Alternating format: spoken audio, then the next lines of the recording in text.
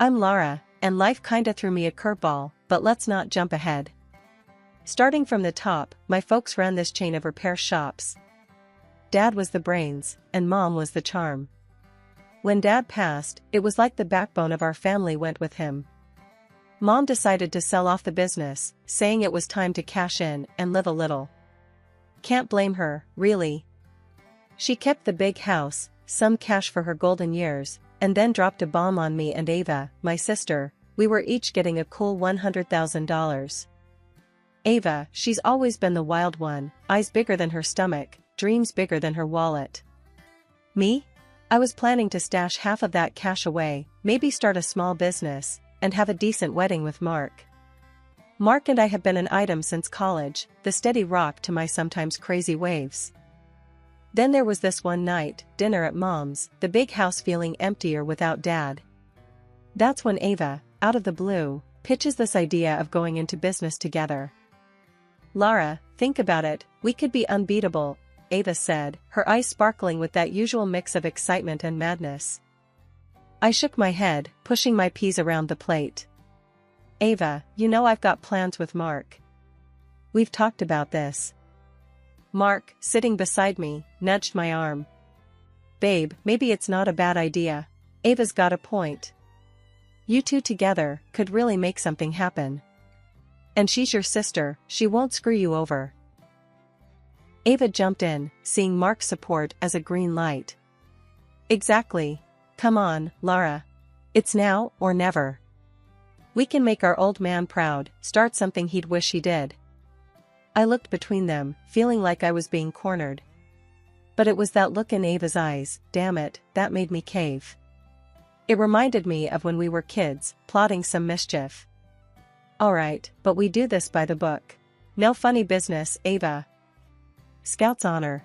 She laughed, clearly never a scout in her life. A few days later, Ava comes around with these papers, all official looking, talking about some investment fund I'd never heard of. She's all giddy, saying we're about to hit the jackpot with the interest this fund's gonna pay out. Hold up, what? I thought we were talking about a physical business.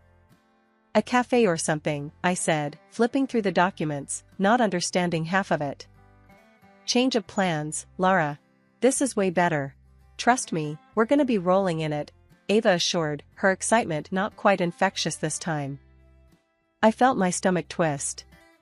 Ava, this isn't what we agreed on. I didn't say yes to gambling our money away on some fund. We don't even know who's behind it. Ava waved off my concerns like swatting a fly.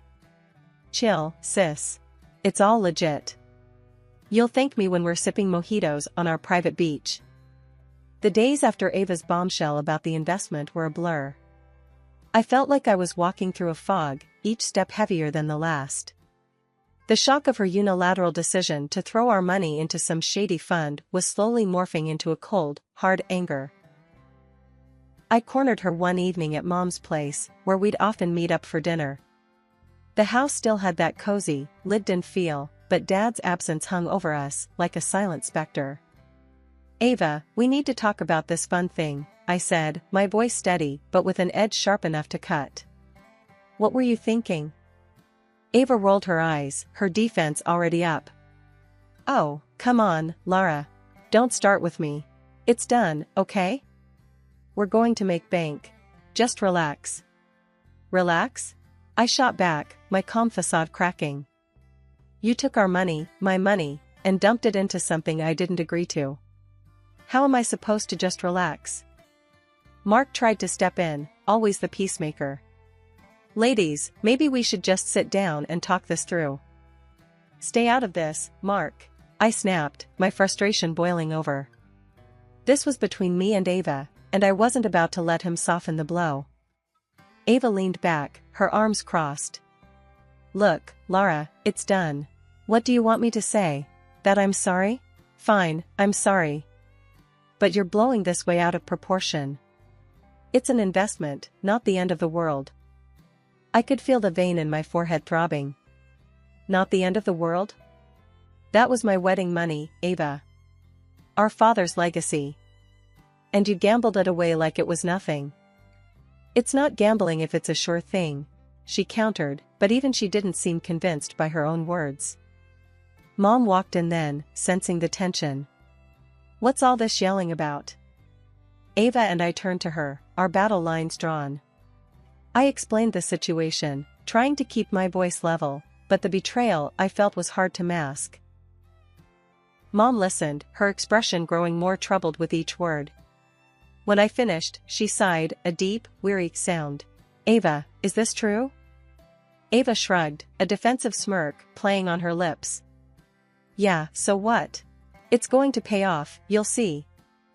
Mom turned to me, her eyes soft with sympathy.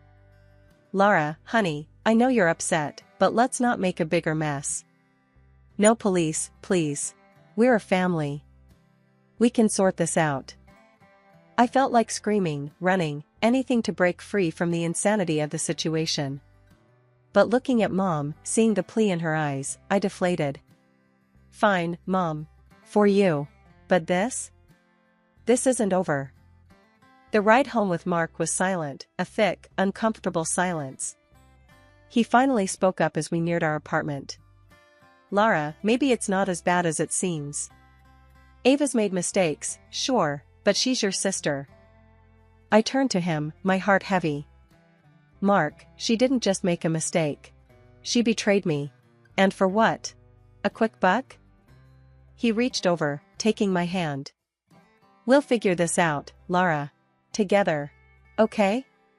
His words were meant to comfort, but they felt hollow. The air felt heavy, like before a storm, when Ava dropped the next bombshell that turned my world upside down, again. It was at one of our family dinners, supposed to be a regular thing, but nothing felt regular anymore. Ava waltzed in hand with Mark, my Mark. My jaw must have hit the floor because the room went silent, the kind of silence that screams. Guess what, everyone? Ava announced, her voice too cheery.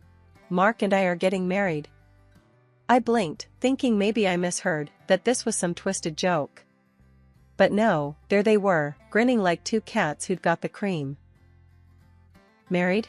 I finally managed, my voice a mix of shock and disbelief. Mark, what is this? Mark wouldn't meet my eyes, his usual steady gaze darting around the room. Lara, it's complicated.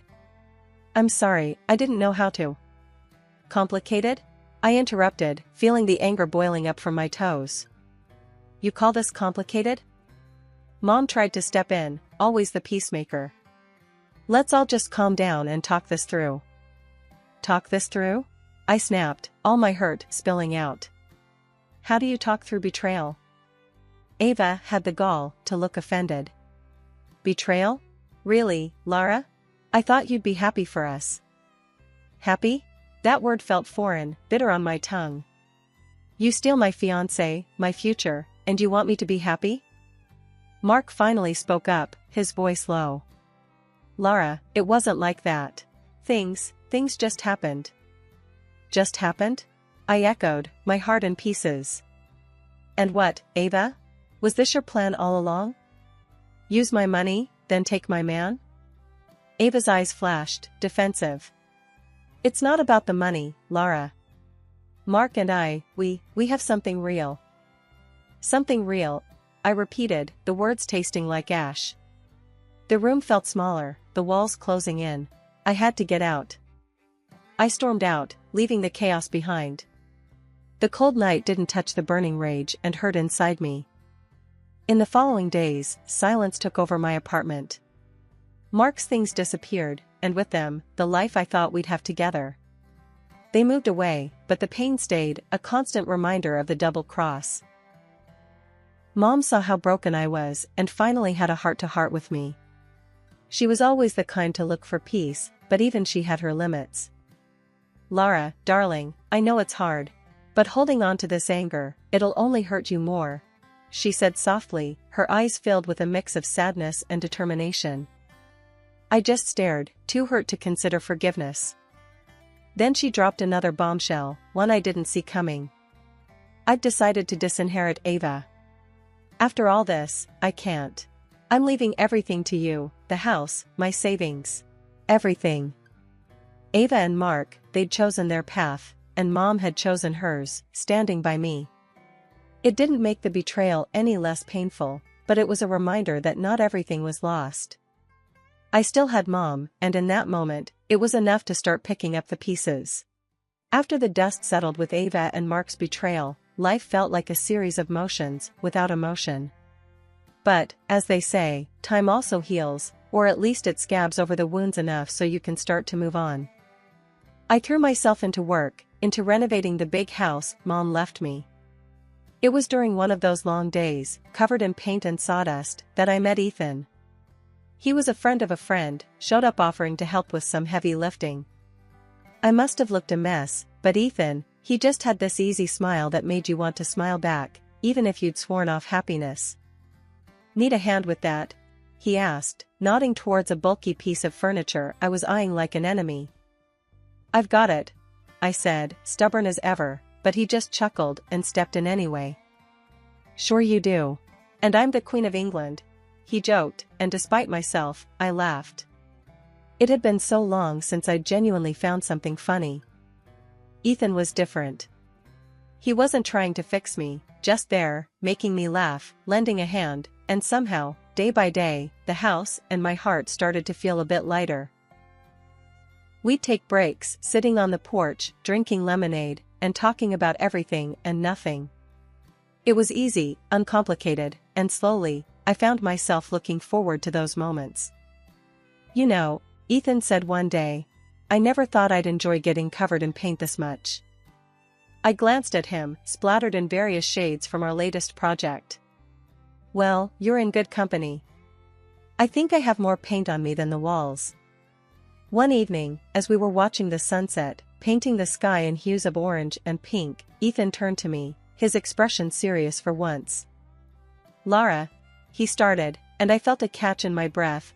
"I know we've been, casual friends. But I was wondering if maybe you'd like to, I don't know, see where this goes?" My heart, which I'd thought was locked up tight, suddenly felt like it might beat right out of my chest. I looked at him, really looked, and saw the kindness, the warmth. And I realized, I did want to see where this could go. "Yeah, Ethan, I'd like that," I said, my voice barely above a whisper, but it was enough. Recovery, I learned, wasn't just about moving past the pain, it was about being open to new beginnings, even when you're terrified. Ethan taught me that. He showed me that it's okay to trust again, to love, even when your past tries to convince you otherwise. Mom's passing was a blow, another wave of grief, but this time I wasn't alone. Ethan was there, his support unwavering, as we navigated the loss together. The house, once a reminder of everything I'd lost, became a home filled with love and laughter, promises of a future I hadn't dared to imagine. I was sipping my morning coffee, Ethan reading the paper across the table, when I saw it. An email from a name I didn't recognize, subject line reading, "Investment opportunity awaits." Curiosity piqued, I clicked it open. The email was slick, filled with fancy terms and promising a hefty return on an investment I'd supposedly made 5 years ago. $390,000, it claimed, was sitting there waiting for me. All I had to do was claim it, or better yet, reinvest with them for an even bigger payout.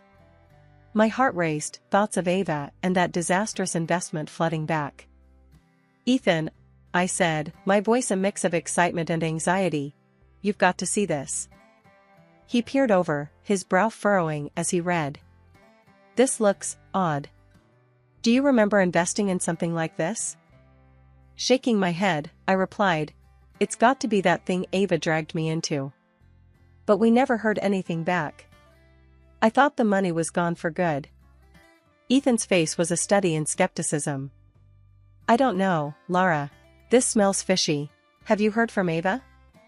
"Not a word," I said, the mere mention of her name souring my mood. After everything, I doubt she'd be the one reaching out, especially like this. Ethan stood, pacing the kitchen. "We should be careful. This could be a scam. You said you never got any paperwork or saw any returns, right?" "Right," I confirmed, the initial excitement waning under his logical scrutiny. "What do you suggest?" Let me do some digging, Ethan proposed, always the problem solver. I've got a buddy who works in finance, he can look into this company, see if they're legit. Ethan spent the next few days on the phone, sending emails, and meeting with his finance friend. I tried not to hover, but the waiting was agony. Finally, he came home with news. So, my friend did some digging. This company? Barely exists on paper. And the investment fund? No record of it actually making any payouts. It's a ghost, Laura, Ethan explained, a hint of anger in his tone. I felt a mix of disappointment and relief. So, it's a scam. Looks like it. But there's something else, Ethan added, hesitating. My friend said these types of scams usually target people based on specific info. They knew exactly how to bait you, Laura. It's possible someone gave them your name, someone who knew about the investment. The implication hung in the air, heavy and unsaid. Ava. But why? And why now? I pondered, the question swirling in my mind.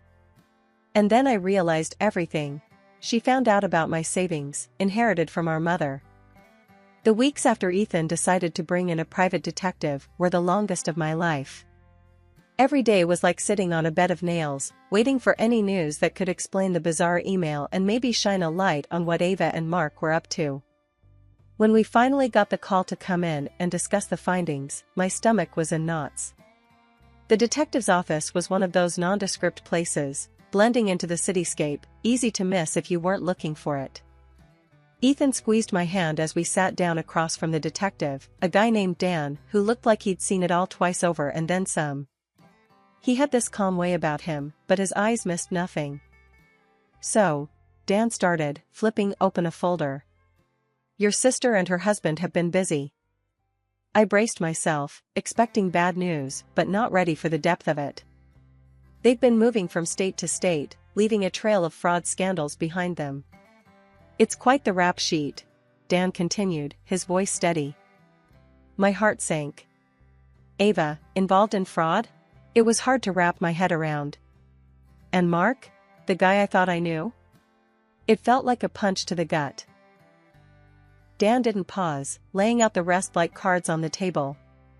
Right now, they're here, in your city. Your sister is posing as the owner of a large investment fund, drawing people in to invest in big projects. Ethan's grip on my hand tightened. But it's all a front? He asked, his voice hard.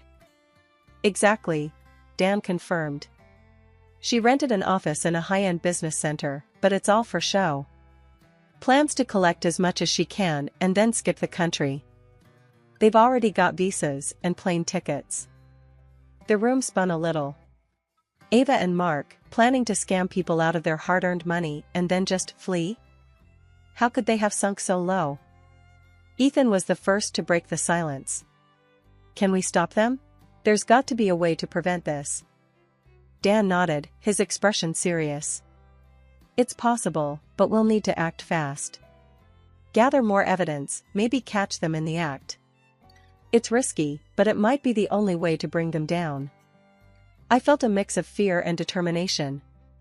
Ava was my sister, but the person Dan described? That was a stranger to me. And Mark? He was as good as a stranger now, too. We'll do it, I said, surprising even myself with the firmness in my voice. Whatever it takes. We can't let them hurt anyone else. D-Day felt like jumping off a cliff with nothing but hope that the water below wasn't too shallow.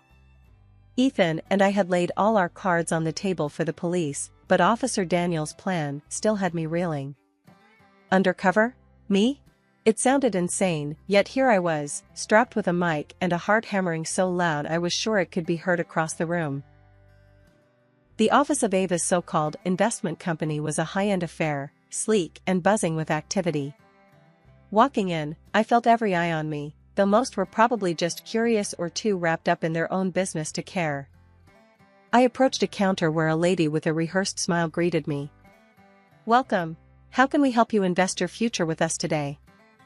I cleared my throat, trying to sound confident. I'm here to look into investment opportunities. I've heard good things. I lied, feeling the weight of the hidden mic against my skin.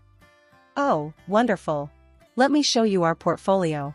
We've seen remarkable returns this year, she chirped, sliding over glossy brochures filled with graphs that probably meant nothing.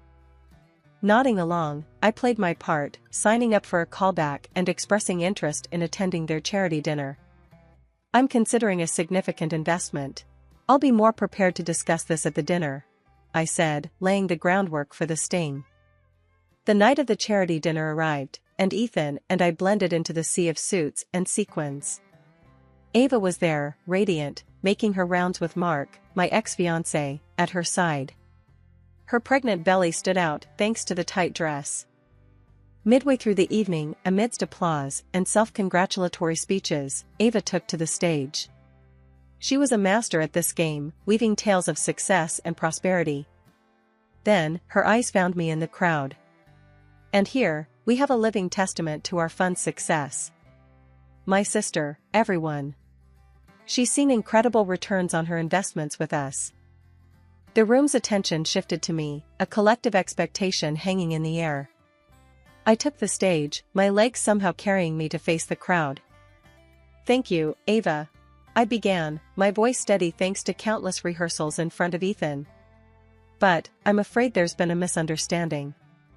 I paused, letting the tension build. 5 years ago, I learned a hard lesson about trust and deceit, courtesy of my sister and her partner. Whispers rippled through the room as I continued. They're not the financial geniuses they claim to be. They're con artists, and this fund is their latest scam. The silence was deafening. Then, chaos erupted as police officers entered, moving through the crowd with purpose. Ava's shock quickly turned to fury. You little snake, how could you? She spat, making a break for it, only to fall spectacularly, the prosthetic belly revealing its true nature as it slid awkwardly to the side. The crowd gasped, the spell finally broken. As Ava and Mark were taken into custody, the room buzzed with the realization of the truth. Ethan wrapped an arm around me, whispering, "You did good, love. Really good."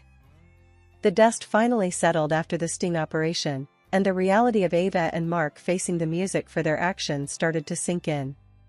Ethan and I sat in our living room, the early morning light casting a soft glow over the chaos of the past few weeks. Ethan broke the silence, his voice a mix of exhaustion and relief. You know, I never doubted we'd pull through, but seeing it all go down was something else. I leaned against him, feeling the weight of everything that had happened. I know. It's like waking up from a bad dream, except it all actually happened. He kissed the top of my head, a gesture of comfort and solidarity. What matters is it's over. Ava and Mark will get what they deserve, and we can start to move on. The thought of moving on was daunting yet necessary. It's going to be strange, not having this looming over us. What do we do now? Ethan grinned, that mischievous twinkle in his eye I'd come to love. Well, for starters, we could take that vacation we've been talking about for ages. Get away from it all, just the two of us. I couldn't help but smile back.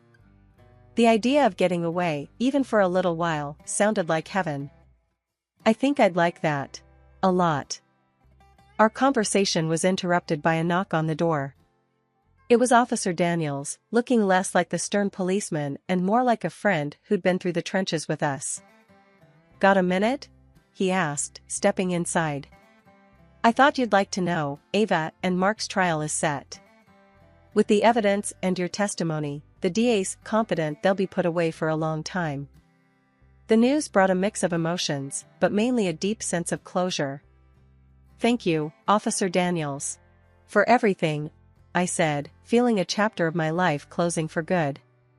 He nodded, understanding the weight of his words. Just doing my job. You two take care of each other, all right? In the weeks that followed, Ava and Mark's trial came and went. They were convicted, their future now a stark contrast to the freedom they once took for granted. It was a bittersweet victory. Ava was still my sister, but the path she chose was hers alone. Ethan and I did take that vacation, finding solace in the quiet moments away from the world's noise.